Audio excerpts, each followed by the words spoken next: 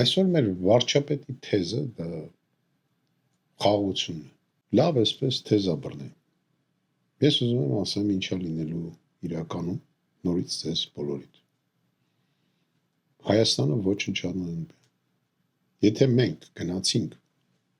եւ թողեցինք ընտրությունների ժամանակ այսօրվա վարչակազմի սա խայտարակություն արնել։ Ցավոք սրտի պետք է ասեմ ընդդիմությունն էլ այնպես չի որ կա։ Այն ինչ որ հայտարարել են, որ իրանք մտնում են ընտրության մեջ եւ գալիս են պաշտոնի եւ այլն։ Այս 3 օրը զոհված ազատամարտիկի ծնողի եւ անհայտ կորած զինվորի եղբորը այդ նույն մարդն է տանում են, բերում են, ինչ-որ անդեմ մի հատ կներեք թքող ազնվորության հասցեին ինչ-որ բան ասել ու ոչ մի ընդդիմություն այդքան կոչերից հետո նույնիսկ չխոսացին իշխանությունը խոսում էր, հա, իր կողմից խոսում էր, ճղում էր իրան, բայց մեր ընդդիմությունը մի բառ էլ չխոսացին։ Ինչ ասեմ, ամոթ ձեզ, դուք ընդդիմություն չեք։ Դուք ընդհանրապես եկել եք ձեր հարցերը լուծեք, իսկ Հայաստանը պետք է բերել են վիճակի, որ մենք կարողանանք ազատ հանգիստ ապրենք։ Դուք ոնց որ թե նրա համար չեք, որ պաշտպանեք հասարակ քաղաքացիություն, ոնց որ չի պաշտպանում եւ դրա մասին հայտարարում այսօրվա վարչապետը։ Այս պահին, քանի դաշտը նայում են, չկա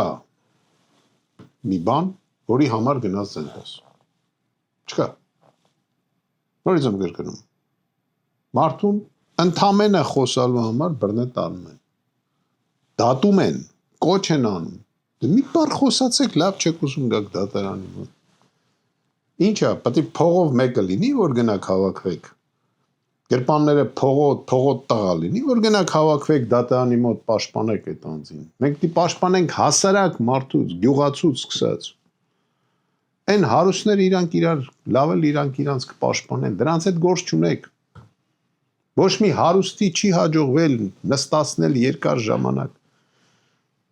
Չի հաջողվել մեր երկրում ու չի հաջողվելու։ Ես նորից եմ կրկնում։ Մենք մտնում ենք ընտրությունների մեջ,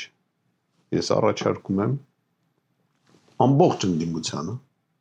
եթե ասում եք միավորում,